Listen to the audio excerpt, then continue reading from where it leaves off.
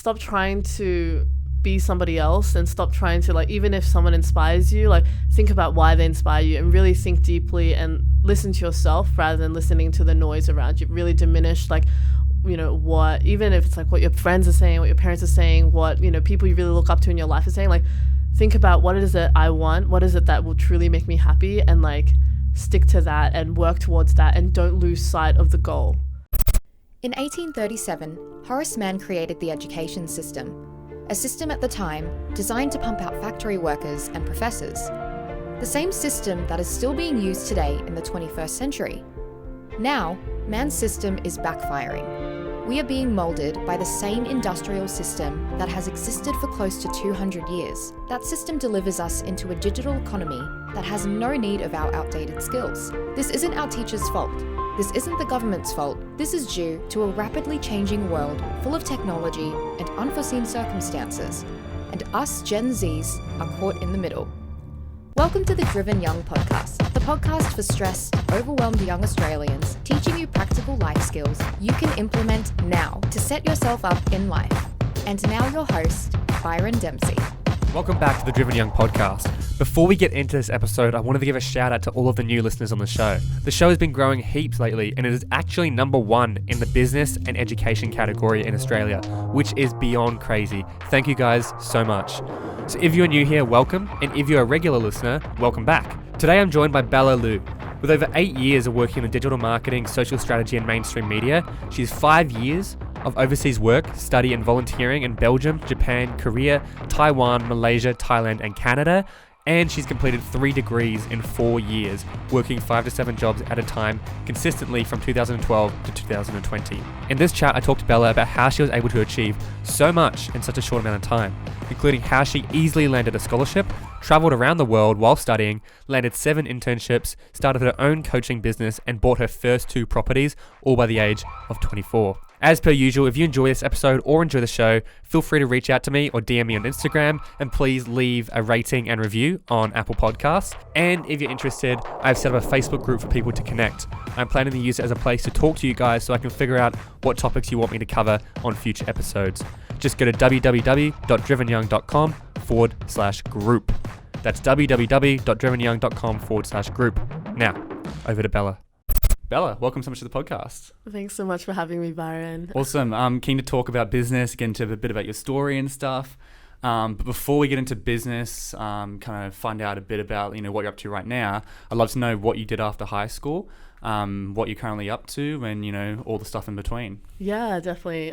It's kind of a big one. I feel like I jam-packed 50 years into like 5, but after high school, I studied. So I went into a marketing degree at UTS, and then I just worked a whole bunch. My first year, I did 7 internships, and then I was always working like part-time jobs in hospitality and retail, just constantly doing something. Mm-hmm. And then I transferred into a design degree. So that was just really hands-on, really full on. And during uni, the 4 years I was at uni, I actually traveled I was probably at uni 5 years, 4 or 5 years.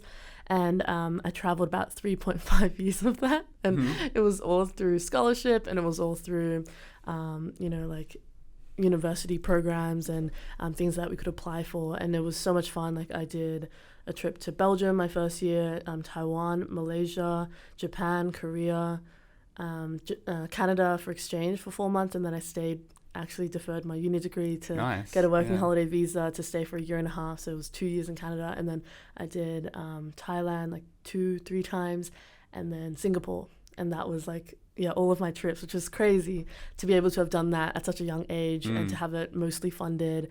I'm really into budgets and stuff. And I remember doing my full budgets for like travel, and I only really spent 10K or less than that. In that 3.5 years. That much travel, which is actually absolutely insane. So really, really amazing experiences. And I think it was always my very workaholic kind of overachiever, ambitious attitude.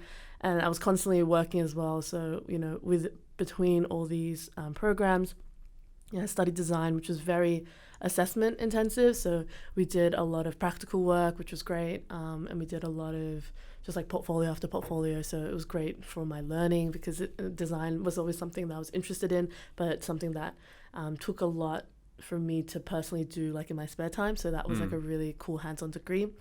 And it helped me heaps. Like I never wanted to be fully a designer like at all, but I knew it would help me in marketing and in business. So I always knew I wanted to do that. I started like mini businesses here and there. Like I didn't even see them as businesses at the time. They were just things that I enjoyed.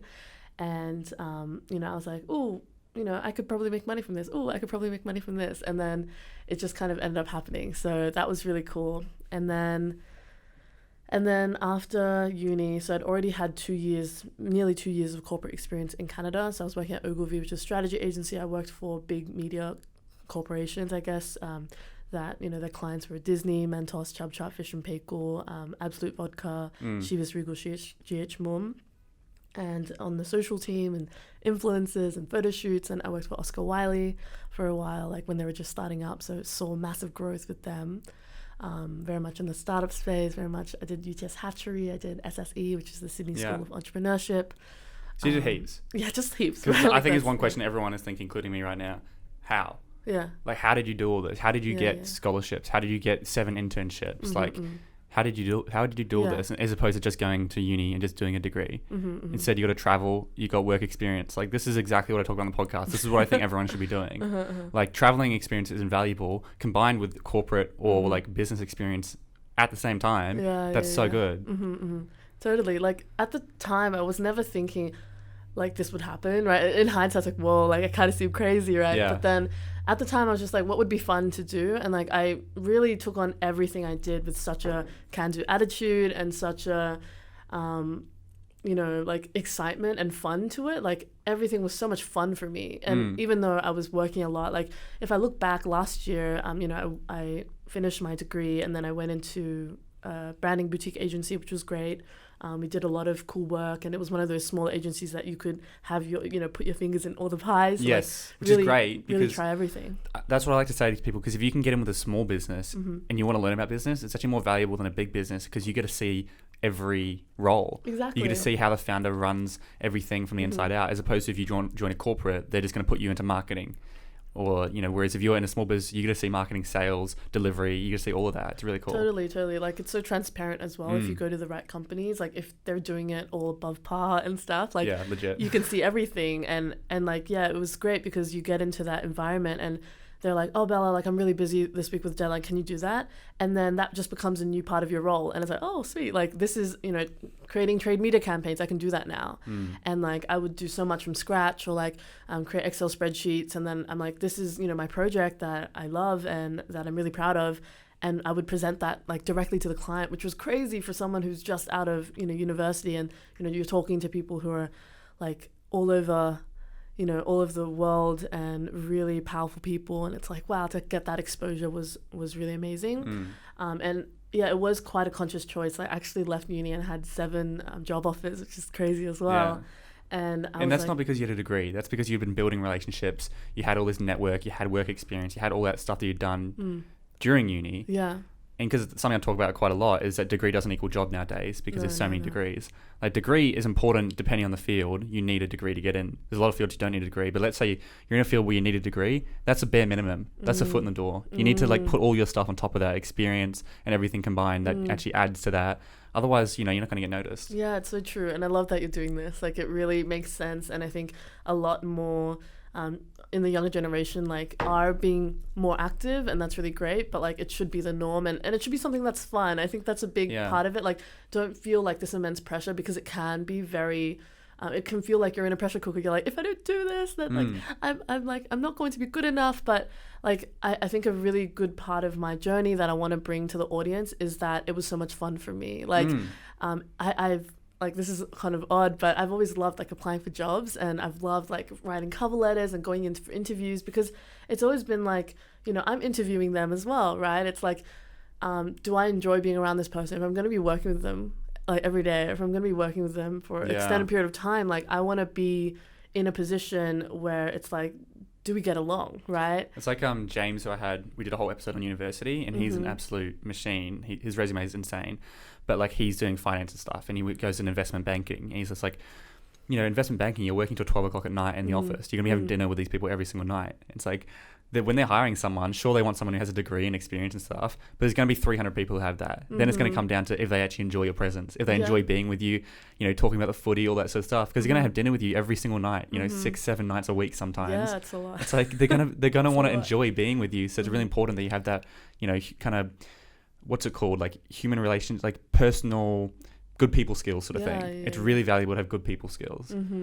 Exactly. Yeah, it's so important. And like, you are spending all this time with them. So it's like, how can you, I think it's really important, like, what industry could you get into where you really like the people that you're around? And like that's something that not many people talk about either, but it's like you're going to be spending so much time with them. So you really want to be in an environment where you feel supported and you feel like you can be who you are and you can explore yourself, like whether it's work or to start your own business or anything else. Like what does that space look like for you? Sorry, would you say, because while we're on this little tangent of kind of, I guess, culture almost, Totally. would you say that, and I think the statistics are showing this, we need to be prioritizing the team culture as opposed to the income. So let's say you've got 2 job opportunities. One's 60K a year, one's 75K a year, but the 60K a year job has a great culture with people that you really love, and the 75K a year one is a bit older people, you don't really connect with them, but they've both given you a job offer. It's going to be hard to take the 61, but that's what you should do. You're going to be more happy, and that extra 15K, like, just don't go spend out, or get a slightly cheaper house or slightly less rent or something. I'm so glad you brought this up, and there's so many topics I want to dive into. It's crazy. It's exactly what happened to me. So within those 7 job offers, I got it down to 2, and one was a software company, which was really cool. They were based in the US, so they were like, Bella, like, we love you, congratulations, you got the job, we're gonna go to US in like 2 months for like 3 months, like Silicon Valley sort of thing. Oh no, it was like a bunch of places. So we were gonna go to Boston and then go to Philadelphia and then do I don't know if San Fran, but it was like a whole bunch of travel, and I was like, oh, like, yes, right. But then like it was all like old white guys, like it was just like felt like a vibe that I would be the only female in a whole, and probably the youngest. Yeah, and like everyone would probably just talk, even though they were nice, it was kind of like, is this right? And the job I ended up going for, in the interview, he said something that really like sold me. He was like, Bella, even though you're a graduate, you're not really a graduate because you have all this experience, and I see how much potential you have and the value you can bring to the company, and like I think it's amazing. And just like to have the CEO of a company say that to me and to really honestly mean it, and I was like, wow, like that really spoke to me. It's like I'm going to be in a place where I'm going to be supported, and they're going to encourage me to be my best self, to do my best work, and they're actually going to listen to me and like let me, explore myself at this job. And that's so important. Right. And that was a big thing there. And, you kind of mentioned like finance stuff too, which I also love. But like lifestyle inflation is such a real thing. Like money at a certain point, like, I think it's in Thinking Fast and Slow or like Think and Grow Rich. I'm not sure which one of them, but after like 77K, that was the number at the time. 75 is said to be in Sydney. And it's like, it doesn't matter anymore, really, right? Like, let me just clarify for listeners. 75K, they're saying after 75K, living in Sydney, it all depends on your country and location, right? But Sydney's the 3rd most expensive city in the world. You go New York, London, Sydney. And so anything after $75,000 is basically bonus. And you can survive very comfortably on 75K. Yeah, and lifestyle inflation is so real. There's a statistic in the US, and I'm sure in America, anyone who is making from 30K to 200K, there's still 30% of the population that's living paycheck to paycheck. It doesn't matter if you're on 200K or 30K, yeah. How insane is that? Like, that's a massive statistic, and like people talk about it, but like people need to talk about it, right? Like it's such a big statistic that, the more money you make, especially in IB or like investment banking, something like that, you're like, oh, I deserve like a cushier apartment now. I want a penthouse apartment. And it's like, and they'll be like 25. It's like graduates will come out of uni, they've studied for 4 or 5 years, and they've studied hard, sure. They've got a new job, and it's dangerous, especially in finance or something, because they go from basically earning nothing to like 90K or something a year, which is huge. Like that's such a big gap that they're going to go, holy crap, I got all this money, and they'll just start spending it, and bang, suddenly they're actually in more debt. They say when people with higher income have more debt. That's and not insane. Good debt, That's like insane. bad debt. Yeah, bad debt. There's a difference for sure. Yeah. I love that. Exactly. Yeah, there's such a big difference. And then And then it's like, if people are, constantly spending, they get used to that spending. And then if you lose your job, you're like, no, I need this, but like you really don't. Like, I think, like minimalist lifestyle and like being able to know exactly what it is that makes you happy in all aspects of life, right? Like, I have my own podcast, right? How to be invincible. And it's these 4 categories of business, spirituality, sex, and finance. And I think like, if you're good in, they all connect to each other. You think it's just one, you're like, oh, I only want to focus on my relationships, or I only want to focus on my business. But if you're in a good place spiritually, if you're in a good place, your mindset's in a good place, if you feel good about your life, like your business will do well, your relationships will do well. If you are actually happy with yourself, you're confident, you have so much self-love, you're not going to be done with your money. Yeah. Right? You're not going to keep using money to buy that new car. And like, sure, if you love cars, like I'm not shitting on people. It's buying a new car because you want to look good in front of everyone else. Yeah, there's a difference, right? Yeah. And like, I want validation. So if I buy new, like heaps of watches, or if I'm not trying to attack anyone, right? Like, no. Yeah, it's like we know what you mean. Hobbies are great. Yeah. Like, I think it's great if you like collecting cars, or but watches and cars are very status-driven items. Typically, obviously, if you're a car guy, but most car guys I know don't even buy expensive cars. They buy like and then make it better. Then they make it better. It's yeah, so cool. It's like an art, right? Whereas like a Mercedes or something, that's usually a status icon. And if you've got lots of money, sure. But most people own like the Mercedes. Yeah. Got a car loan. Yeah. They're not going to pay it off. It's going to take them 6-7 years to pay it off. That's so worrying for me. Like, I really worry about like people using patches, like money to like fill some void. Whereas like, you can just be kind to yourself and it makes a really big difference. So. But this point you made about spirituality, sex, finance, and business. Yeah, that's like. So that's your 4, and I think a lot of people probably have those 4 as well, depending on you.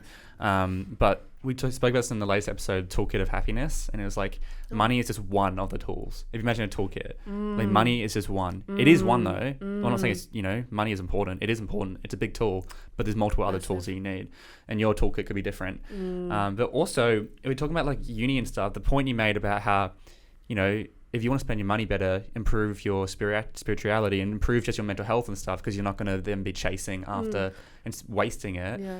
That's the thing about uni. Like, I know people who will go to uni and they'll just do the bare minimum. Like, I'm just here to work hard, get my degree. And it's actually by joining societies, by getting involved, going to parties, funny enough, meeting people, you're actually going to be able to study better, because you're going to be in a better space, and you're probably going to meet people who are older than you and they can help you study, and you're going to have study groups, and maybe you'll build accountability groups and all that sort of stuff, as opposed to just doing it all on your own. That's a really good point. Like, in my own journey, like, I think you speak to a lot of people who are going through HSC and all of that, and my kind of year 11 and 12 experience was, like, I still did pretty well. I got like 95-ish, ATAR, but it was like, I think in year 10, I was just taking it easy. And then year 11 and 12, I was like really getting more social. And like, that was actually a way more useful skill. I kind of became more of a social butterfly. And like, I was really trying to put myself in like uncomfortable situations, because I was such a shy person, in like, I don't know if I was introverted, but I was definitely shy, like, going through that phase of like year 7 to 9. Sure. You're who am I? Like, everyone's shy and awkward. Yeah, what's going on? Like, super, super awkward. Like, these days, I feel like people aren't as awkward, but, back then. And, like year 11, 12 was really big for me to like meet other schools and meet, heaps of people, go to like socials and formals and stuff, and really like, and that was so useful to go into first year uni and be like, I feel really comfortable and confident to just talk to people in my classes, and so many like friends around, and like, yeah, exactly, like going to societies and actually like meeting people, going to parties. You wouldn't think it, right? But like, it really does help to broaden your reach and like widen your network, and like meet people who are going to put you in that good headspace. Like, if you're around like-minded people, you'll go so much further. There's the quote, it's like, if you want to go fast, go alone. If you want to go long, like, go together or something. Yeah. Maybe that's it. But yeah. That sounds right. Yeah. So it's like, I find that now I have such like strong communities, and it wasn't something that happened overnight. And, I was definitely in that place where I'm like, I don't feel like I have anyone who understands me. When I started my business, which was just a year ago, so I was at my branding boutique agency for a year, and I was actually made redundant, guys. So it wasn't like, I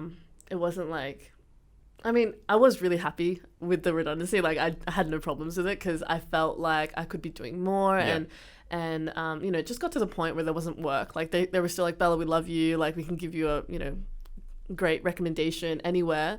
But yeah, I could see that as well. I was like, I'm not really doing anything, guys. That was like, me. That's exactly what happened to me. Oh, really? So I was working for a company that I kind of got my start with, and they were paying me like a lot. They were paying me a lot, and I was a contractor.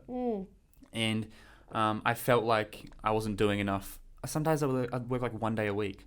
My hourly wage some weeks would be like probably like, you know, $300-$400 an hour, just because, or probably $200 an hour or something. That's what it'd break out to be. Some weeks I do a lot, but there's a lot of weeks where I would just not do much and I'd still get paid the same amount. And I was just like, I feel like I'm not providing enough value, and I actually felt really guilty. But even though that wasn't my fault, they just weren't giving me enough. And then obviously when COVID hit, I was gone, first thing gone, which made sense. Totally. But it still hurt because it was like, you know, 60-70% of my revenue. That's so odd. So they paid you for a week regardless of being a contractor, or? No, I was on a retainer. Recurring. I was on a retainer, so every week I got X amount of dollars. Oh, okay, that's really interesting. Yeah, and I was like their full marketing guy, and so I see. But it got to a point where I was like, I feel like I'm not doing enough. I'm not providing enough value. I actually sat down and had a meeting with the person who was like kind of managing me and said this, but then COVID hit and I was gone. So I had a very similar thing, but same as you, I was kind of relieved to be gone, because it was like, okay, now I can focus more on what I want to do and more like on myself, and like start building my own brand and do the podcast and all that sort of stuff. I love that. Yeah, and like really focusing more onto it. And when I left, like I actually posted on LinkedIn because like redundancy is seen as such a bad thing, but like I really want to put forth this notion that a redundancy just means you can reinvent yourself. Like a redundancy, like I was like smiling my way out of the office, and like, you know, I was kind of consoling other people who were also let go, because I'm like, guys, like so much possibility ahead. Like you could do anything. Like it felt like such a clean break too, because it wasn't like, oh my God, like when should I leave? And like really, I didn't need to stress about all that, because I was probably already thinking like, what should I do next? But I didn't know, you know, when to do it. So I think it was kind of a blessing in disguise. And I have a photo of me like smiling with my bags, and like it was actually a LinkedIn post that kind of went viral. It was like 500,000 views or something. Really? Yeah. It was actually like so unexpected. I was just like, you know, hey, like, you know, it wasn't a big deal, but yeah, that was really cool. And someone commented, it was like, you look like you're going on vacation. And I felt that, like, I was like, whoa, like what is next in the world? And, you know, I really wanted to talk about it. And, you know, I got this overflow of messages saying I was made redundant like 3 months ago and I haven't told anyone. Oh, right. And I was like, shit, guys, like it doesn't have to be so taboo to talk about. Like, redundant isn't even embarrassing, because the whole word redundant is different to fired. Like fired means that you probably weren't that good, or that you weren't performing or whatever. Redundant means they just can't employ you anymore, and it's not your fault. I think there's definitely that kind of stigma with it, because it's like, oh, I was made redundant because I wasn't useful enough, or whatever. So like, I got fired. Yeah, no, as in like that feeling though. Oh, right, yeah, right, because it's like if you know, if you picked up more in the office, or if, like then I wouldn't have. But like it's not that simple sometimes. It's a very like multifaceted situation. Exactly.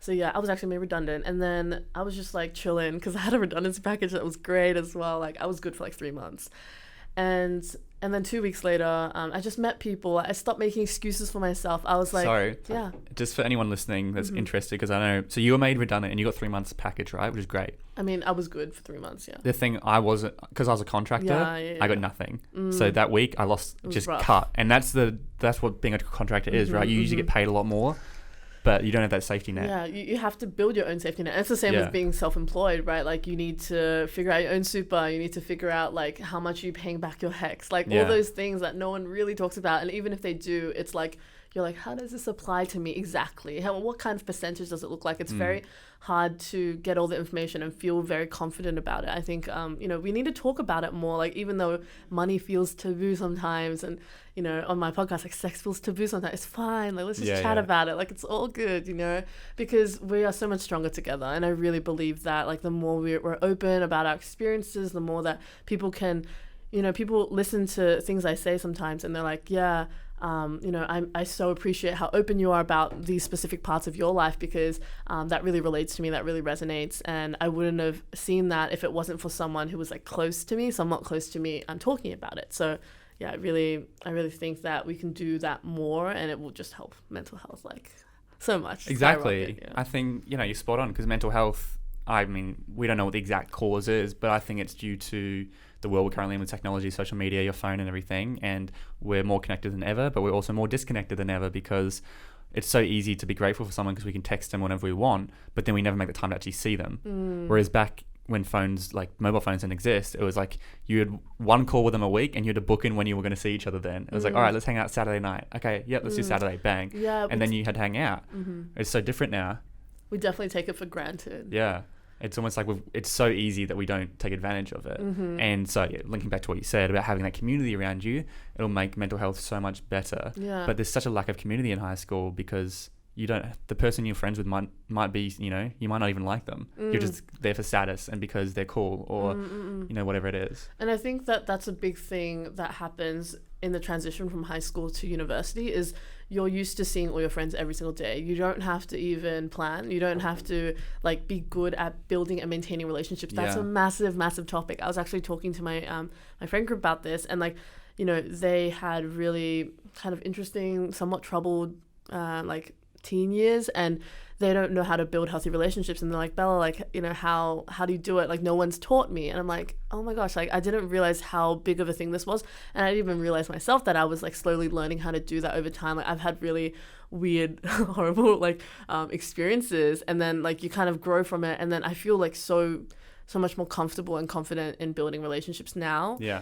Like everyone I meet, I'm like, yeah, we can be like best friends in like 10 minutes. It's great. I know what you mean. It's such a cool feeling. And yeah, it's like, but you need to know who it is that you're trying to like draw into your life and who it is that you actually attract. And like a lot of these like self reflecting questions that make a big difference in terms of like where you're going and who you're going on this journey of life with. Yeah. And a good point, just to bring some practical advice to it, because you mentioned about school and how you take it for granted that you see your friends every day and you can just organize to hang out then. It's really easy to hang out with your friends at school, but then as soon as you leave school and you go to uni or you get a job or whatever, you don't have that luxury.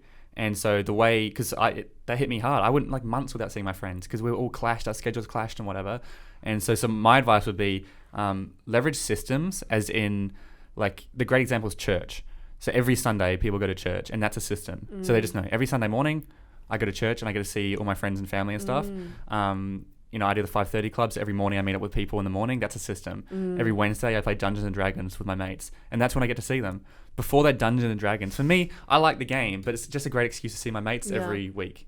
We literally would go months and months without seeing each other, and now I see them every single week at minimum, just through the systems.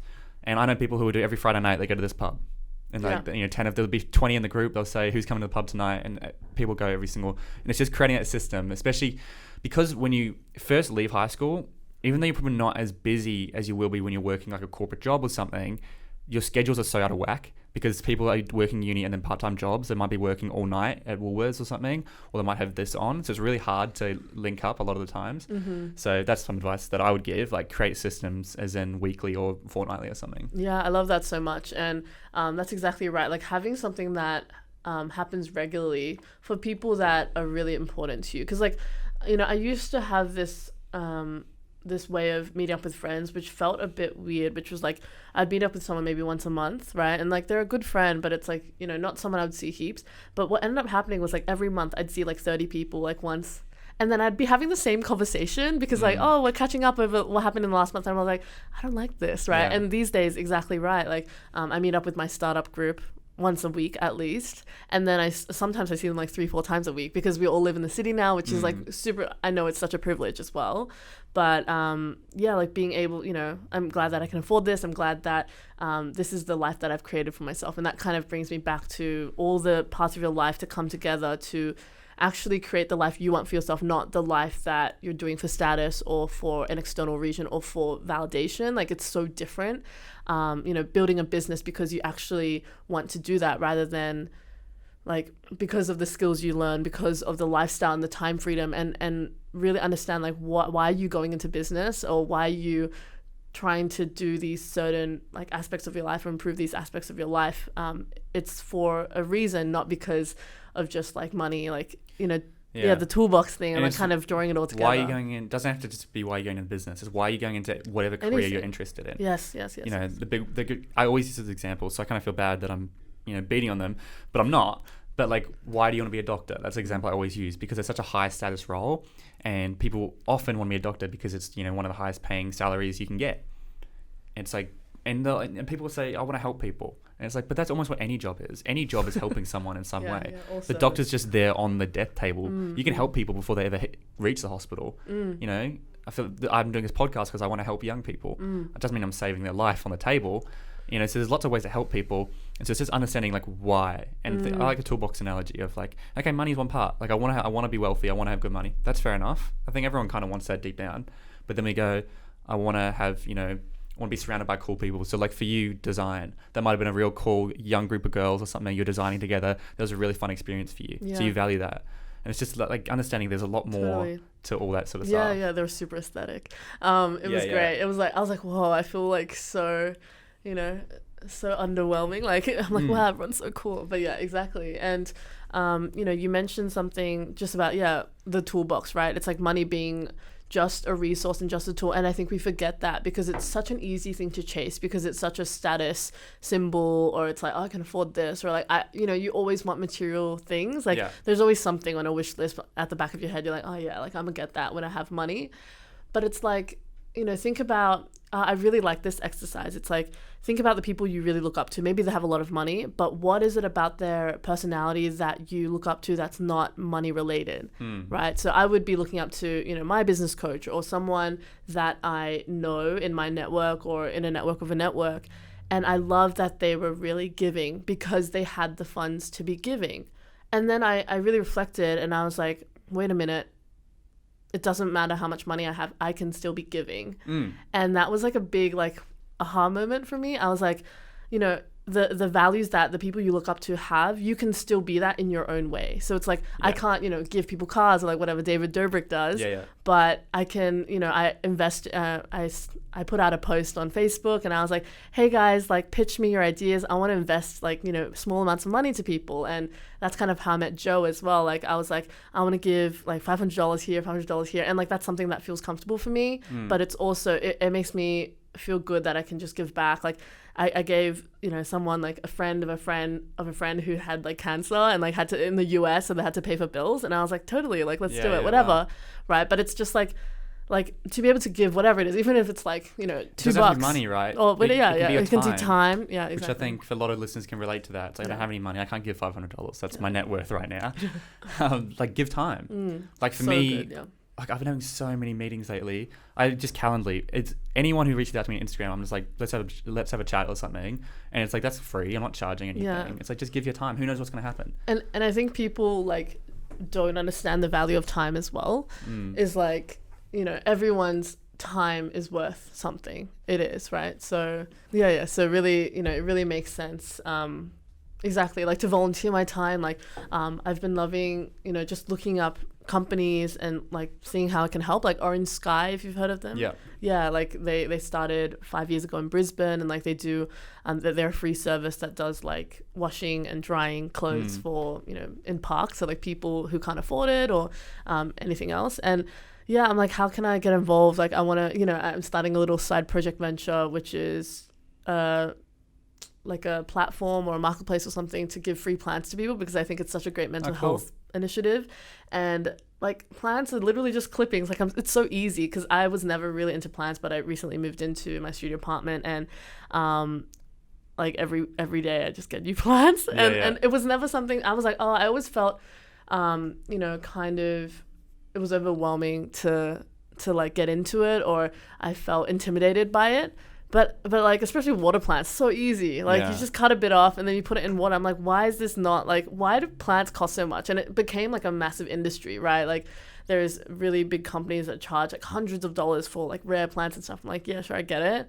But also like plants should be so much more accessible to everyone, even if you don't have funds to afford them. And especially if it's clippings, like, bruh. So I'm like, you know, it's just a side thing, but it makes me really happy that I have that, actually do have time freedom now in my life. Nice. And because of my business, I do business coaching. My company's Invincible Company. But like to have that time frame, that's what I wanted, and that's what I have now. And that was a really important shift, actually, I had to make in my business, because originally I was just like, how do I get more clients? Right? And it got to the point where I had so many clients. I actually had the clients, and I was the most unhappy I had ever been. And that was just crazy to me, that, you know, I thought I got what I wanted, and I didn't have what I wanted at all. Like I was working with 15 clients, which was like bank, right? But I was working like 12 to 15 hours a day. And I was like in front of a computer all day. This was during COVID, so it was like, wouldn't be out anyway. But I was like, my eyes hurt, like my back hurt, like everything hurts. And it was just like, okay, what can I do? Like, what can I do? And it was really intentional and a really conscious decision to build my business based on the lifestyle I wanted to live, not on, and I also didn't feel like I was providing the best quality of care to my clients, because I was like, I can't hold space for this many clients. Like a lot of my work is very energy based. A lot of my work is a little bit spiritual, and now it's like way more, but before it was like business and strategy. But I needed to know what was up with all of my clients. And 15 is a lot. Like especially in any service-based industry, like you want to know what your threshold is. You want to know what your capacity is for your actual container. Like how much space do you have? How many clients can you work with in what capacity?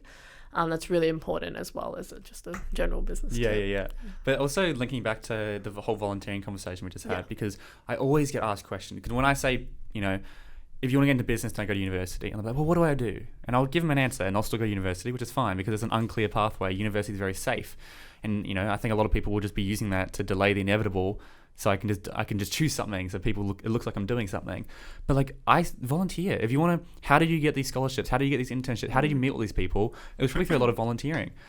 I had a guest on who built like a huge connection of in the creative industry, just because every event, it was like any film event, any documentary, anything, she'd go volunteer. She'd just stack the chairs, and then she'd get a foot in the door, and then she'd like get to speak to the founder for a little bit or something, and then that got reliant. And so that's a great way to build your connections, to get your foot in the door, to start networking, is volunteer your time for companies. You might go work for free for a week, you might work for free for a month. Nathan, who just works just down there, just had a guy, he's got a mortgage broking company, come to him and say, hey, I'm 34 years old, I'm an electrician, but I want to get into mortgage brokering. That's so cool. I want to work for you for free for 2 years. That's a if that's going to happen. If that's going to happen, I don't know. But he got his attention. He's got the job. Yeah. And so it's just like for intern or he just wants to learn. He's not qualified, so he's like, I'll come work for you. I want to learn from you for 2 years, basically. Makes sense, and he's not getting paid. So it's just like, sure. Yeah. How could you say no to that? And that might be really good for him, and he might work for 6 months and then get paid. But who knows? Point is, you just start volunteering, start getting out there, asking people, and that's how you're gonna get your foot in the door. No, totally. Something I did when I was in uni. This is a great tip for anyone. I'm like, maybe it won't work now that everyone's doing it, but no. A great tip for people is, what I did was I just found companies that I wanted to work for, and these were any companies. Like I would go out in my day, hang out with friends, go to brunch or whatever, and I would just walk past like a sign or a sticker or a company name or something that I was just like, that seems cool. And I would just go on their website, go to the contact form and be like, hey, and just like, I'd love to intern for you. I had like, my template ready, and I did that to so many companies. Like, I know that my story seems like, wow, everything happened so easily for you and everything, just worked out for you. And I do feel that, but at the same time, like behind the scenes was I had these massive Word documents, and I logged every single job I worked for. I applied for, and it was like jobs and applications 2016, jobs and applications 2017. Like it was long ass documents. I think there were like 10 pages. Wow. Some years, right? And so many people will just be like, I can't get an internship because I go on seek.com and they'll have a look at a few internships. And there's only 4 internships available. It's like, you got to go looking where no one else is looking. But if you're working for free, everyone will take you on. Like so many people will be willing to take you on if you've got the attitude and you're young and you're hungry and you say I'm willing to work for free for 3-4 months in exchange. Well, I don't even consider it working for free. If it's right, you're working for free money-wise, but you're getting experience and you're getting access to the network, which is so much more valuable than the $10,000 you would have made during that time. I think the internship, like in this internship, like component is an iffy one. There sometimes, like you need to make sure there's an equal exchange, and I think it's the same with mentoring as well. For sure, it's like. There's this really bad side to internships and there's this really bad side to free work and stuff. Like so the churn and burn sort of model, like we bring in an intern every 3 months and get rid of them. And it's also like, even for a business owner, you think interns are good, but like if you need to hold their hand so much and you need to like carry them, then that's not great. As an intern, you don't want to you want to be in a place where you have a framework and a platform and a model to explore. You don't want to be completely like depending on someone else for what should I do, because the point of an internship, right, is to be able to explore what you want to do in a way that feels safe, in a way that feels guided, but like don't depend on someone else to give you all the answers, because like there's that's not what it's about either. So like if you want to do a project, right, like you were asking me the question of how do I start a business without a business degree, and like just get started on something you enjoy, right? Like I have so many people, messages as well on Instagram and everything, asking me about like, hey Bella, I want to start a business, da da da da. And I'm just like, just do it. Like my little side project venture, it's so random. I literally decided 2 days ago, and I'm already like writing a business plan. I'm gonna pitch to Earth Tech, like they have a tier innovation challenge. I'm like, fuck, let's just do it. Like the prize is like 10 grand. I don't care if I do it or not. It's like, and I'm already have meetings set up for the next couple of days with people who grow plants, like just to see what the situation is. A friend was like, you can go to a supplier, like the Coles Woolly supplier. There's probably offcuts that like don't look as pretty. I'm just like going for it. Like it's not a big deal. I don't care if this succeeds. Like I want to do it because it's fun. I want to do it because I'm going to learn. I'm going to meet cool people along the way. Like just enjoy the process, right? And trust that things will be okay. Like trust that whatever needs to happen will happen. If you had your sights set on some big idea or something like or on a scholarship or on a job and you don't get it, like believe that it's this is my spiritual side coming out. Believe that it's for a reason, and believe that it's because something better is on its way. Yeah, it's a good mindset to have. We talk about the slingshot analogy, which is when, the way you have a slingshot, you pull back. The more energy you pull back, the further it's going to go. So when you have negative stuff, you can pull back, and the more negative it is, if you can actually flip it around and turn it into a positive, it'll go really far. Like, for example, when I, when COVID hit, I lost all my clients. So it was like really bad. I was in a bad place. And then I ended up going all in on the podcast, started going on TikTok and got heaps of traction. Now I've got lots of listeners, people reaching out to me, and it just kind of slingshotted me back. And so it's that whole thing. It's like, well, actually, maybe losing the clients was a good thing. It was a good thing. Not at the time. It's the same. Yeah, it's the same with the redundancies, and it's the same with like feeling. If you feel lost, that's a good thing. Like I know it can seem like it's not, though. For sure, I've been there as well. Like it's like, oh my god, like I don't want to do anything. I don't know what to do, and like you feel so much confusion and so lost. But if you just like keep exploring and keep trying things, you'll be able to get to a point where you can understand more about yourself, where you can be like, well, that actually feels good. Like, what is this new branch? And what could that turn into, right? And it makes such a big difference. And that's just been my like mentality with life. Like, I actually was talking about this on a live the other day or yesterday, and it was like 50% is just believing that you can do it, right? And like so many people are like, oh, I need to learn first. I'm not ready. I've heard one at 70% is just showing up. That's what I say. So 70% of success is just showing up. Right. Most people don't even show up. Yeah. Because they think everyone else is showing up and they go, oh, well, they're all doing it. I can't do it. No, most people aren't. That's a massive part of why I was able to get my scholarship, guys. It was literally no one was applying because no one was applying. I did a whole episode on this with James, I mentioned. Like every single year, universities have millions of dollars they cannot give away to students because no one's applying. And then people will complain and be like, HEX fees and stuff. It's like, what?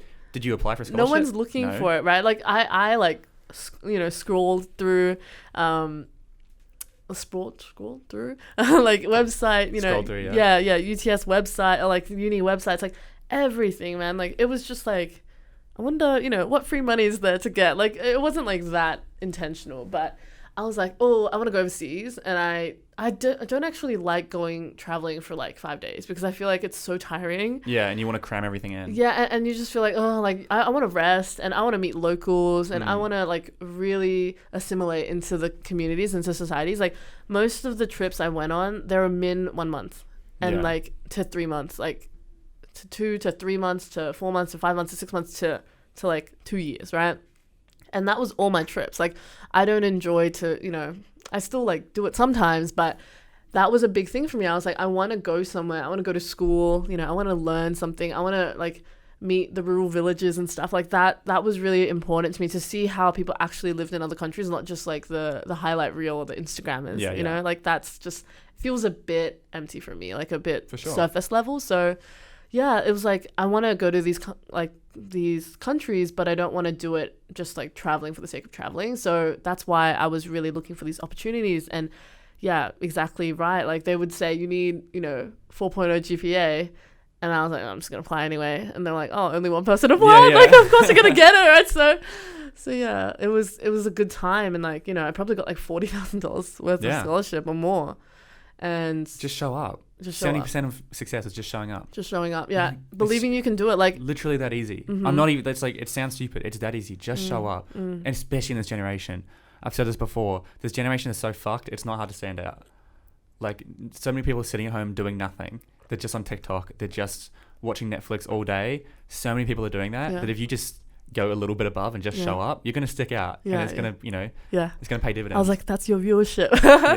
No, but it's good, exactly. Like I think there's a lot of potential, and like there's so much love. Like I have such a positive view on like the world, right? Like there's just all these possibilities out there, and like I've always felt from a relatively young age that like I can do it. Like it was just this kind of overwhelming, and it was always when will it happen versus if I can do it. Not if will it happen. Yeah, and that's a massive mindset shift. Even though it feels like, oh, it's just one word, it makes such a big difference, right? Like when will it happen? When will it happen? Yeah, like not will it happen. When will my next overseas trip be? Like I always knew I was going to start a business, so it was more like what will it be, right? Yeah.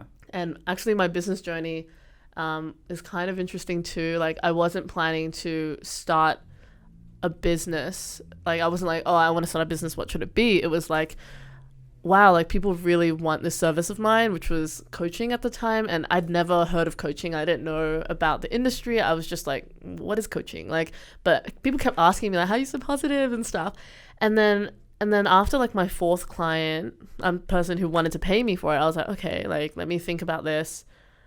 Let's just start a business, because that will make it easier for people to access me and for me to just be a resource.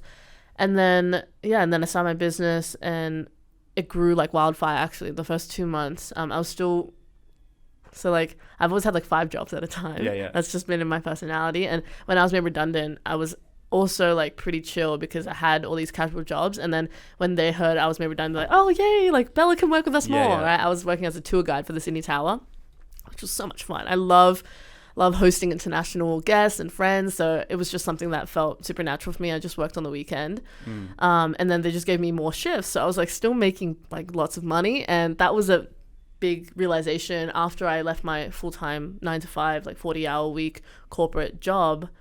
I was working my casual jobs. I loved all of them. I was a Chinese tutor for UTS. I was an ambassador as well for the NCP, for the Australian government. You speak Chinese?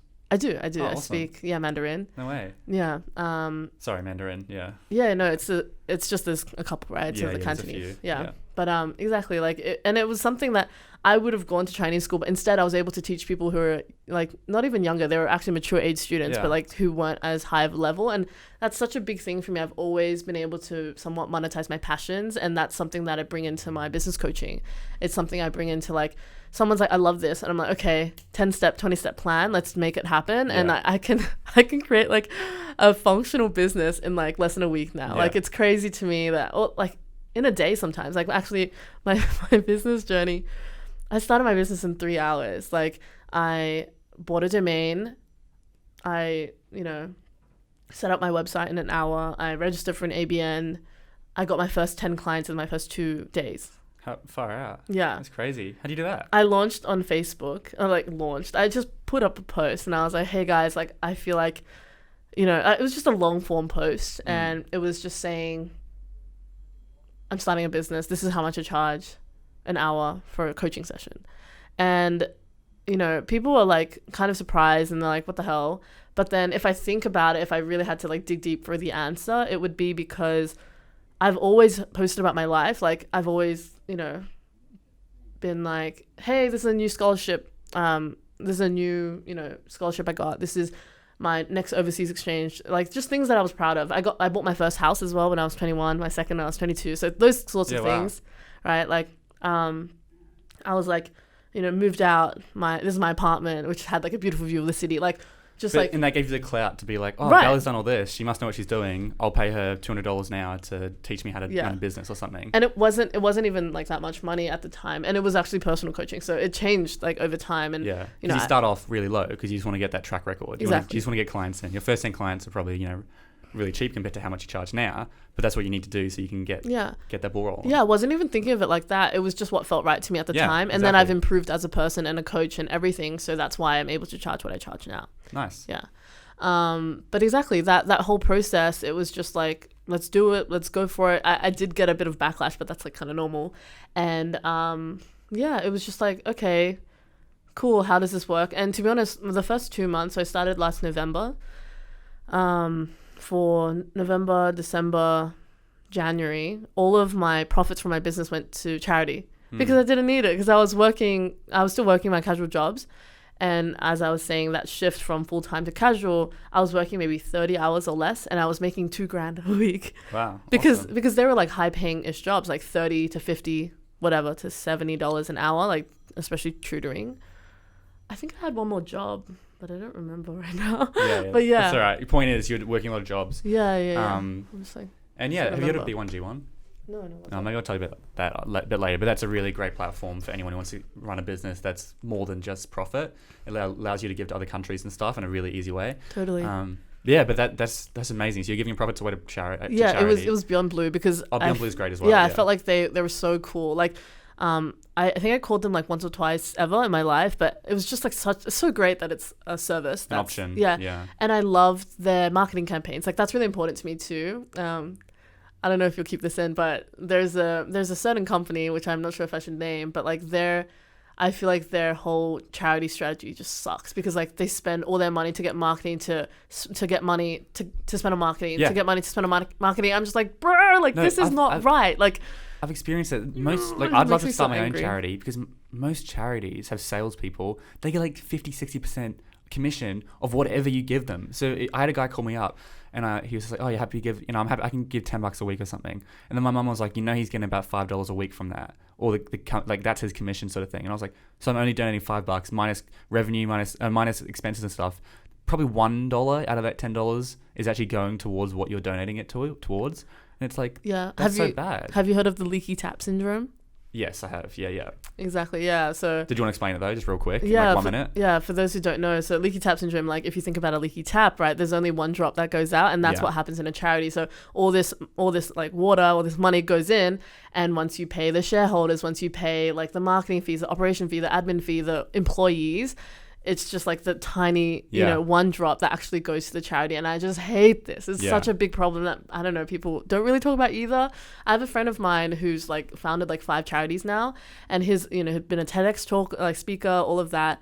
And amazing dude, like really into healthcare, and he does a lot of work in third world countries. And what he's ended up doing, his whole TED talk is about how charities' main goal should be to be made redundant. And I had that same mentality as well with my business. I was like, I want to live in a world where I don't need to be doing this job, because everyone's fucking happy, and like no one needs to, like, I think coaching is really, really powerful and really useful, but it's like we should just be able to keep each other accountable. That, like, I don't know, coaching is such an interesting space, but that's another topic. So yeah, like, you should be made redundant. And what he's done with all of his charities, a lot of them are set up in third world countries, and they just employ local people now. And there's only like 3 people who need to run it, right? Like, the thing about big companies is like, if you have 500 employees to pay the salary of, and you're a charity, like, what the fuck? And the thing is, for me, a charity for me would be all the employees would be volunteers. Maybe you've got like all these young people who are volunteering. So it's like the expenses are so low because you've got such a great purpose. People are going to be like, I want to work for this company because I align with their purpose. I want to come work for free. Maybe we provide free resources or something. So that way, when someone donates $10, most of it is actually going towards a cause, or it's going towards, to help that cause. Because, we've gone off on a little bit of a tangent here. But point is, be a bit careful with charities and do your research and figure out what is actually a good charity.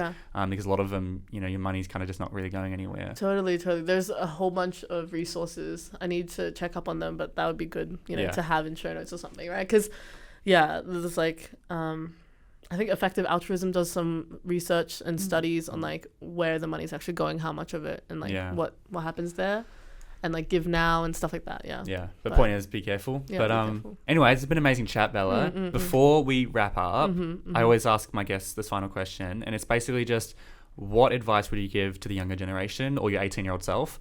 And it can be just one thing. It can be, we might have discussed it, but what would your number one piece of advice be? Yeah, definitely. So my advice for 18-year-olds or anyone in the younger generation is to find the life that works for you. Like, stop trying to be somebody else, and stop trying to, like, even if someone inspires you, like, think about why they inspire you and really think deeply and listen to yourself rather than listening to the noise around you. Really diminish, like, what, even if it's like what your friends are saying, what your parents are saying, what, people you really look up to in your life are saying, like, think about what is it I want, what is it that will truly make me happy, and like stick to that and work towards that, and don't lose sight of the goal, right? Like, it's so easy in business to just go for money. It's so easy in like relationships to just be like, I want, to be hedonistic, right? It's so easy in finance, just like keep chasing, and just like tune into your spirituality, tune into who you are, whatever spirituality means to you, but tune into like who you are and how you actually are operating. And if you're, a good test for me is like, in 3 to 5 years, Bella, and you look at yourself in the mirror, are you going to be proud of that person? Right, yeah. Looking back at you.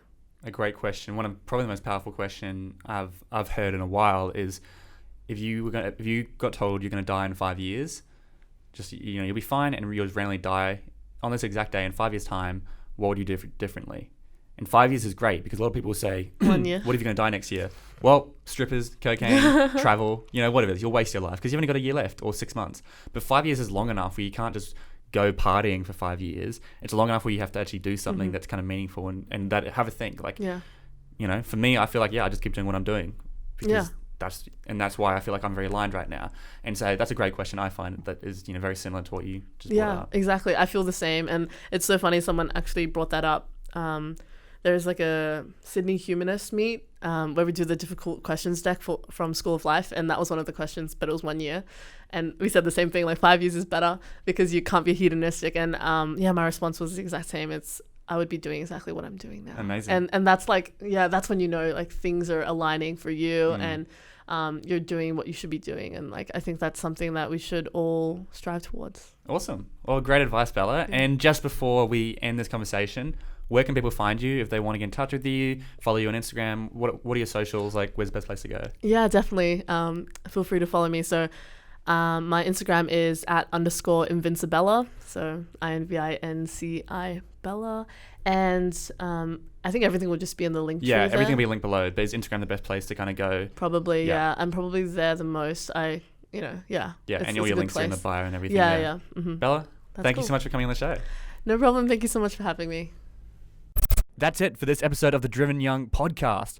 Thank you so much for listening to the entire episode. That means the world to me. And if you got some value out of it, please shoot me a message on Instagram or reach out to me. Or I would love for you to leave a rating or review on this podcast. So make sure you are subscribed, and I look forward to seeing you on the next episode.